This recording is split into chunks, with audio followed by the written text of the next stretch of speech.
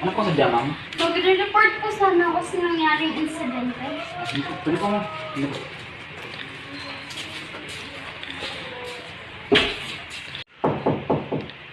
Dito po, kasunod po. Tuloy po. Magandang umaga, ma'am. Upo po kayo. Magandang umaga din po, sir. So, ma'am, ano pong pakay niyo?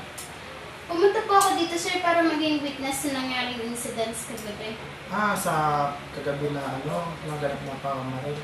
So, bago po tayo magsimula is, nais ko lamang po ipalam sa inyo na lahat po ng sasabihin mo is natin improve ito. Pero, pag kailangan na ilabas is ilalabas po natin. Pero sa atin na, sa iba pang kapulisan. Ako nga po pala si Sergeant Tibang. Kayo po, ano pong pangalan niyo? Alexandra De Veres, Alexandra De Vera. Ilang taon po kayo?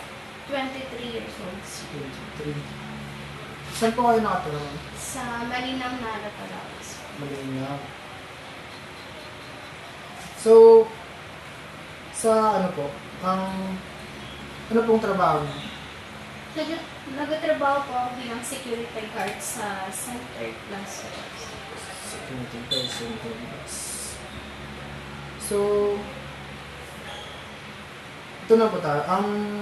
Ano pong nangyari at ano pong anong oras po nangyari yung Mga 7 p.m., sir. 7 p.m.? Pwede mo po bang i-detalye kung ano po yung nangyari ng oras na yun?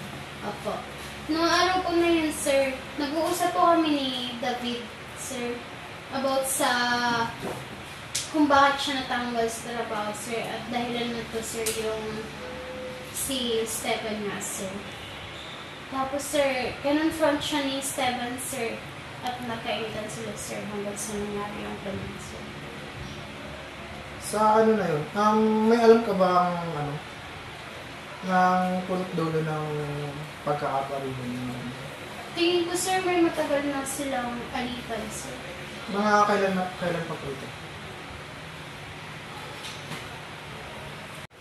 Mga 2 buwan na, sir. So, sa 2 buwan yan, mga anong relasyon yung meron ka sa biktima?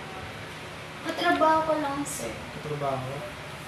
So, pareho pala kayong security guard? Opo. So, maaari niyo po bang may larawan ng sister? Opo. Hindi ko siya lang nakatangkalan. Mga ano po ang height niyo? Mga 5'5" po. 5'5". Sa appearance na po sa mga? Ano po, binagal yung mukha niya, tapos marami pong nangyari. May ano pa po? May iba pa po ba kayong nalaman sa ano? Ano po? Wala na po. So, magbibigay po ako ng number sa inyo para pag meron po kayong isip na iba pa pong nalalaman na maaari niyo akong tawagin. Okay po. Ito po ang aking contact number. Maraming salamat po ma'am sa pagpapag-cooperasyon sa dahil po dito is mas lalong makakabilis na pagbutas natin sa krimen na nagawa niya. Maraming salamat po ma'am. Thank you.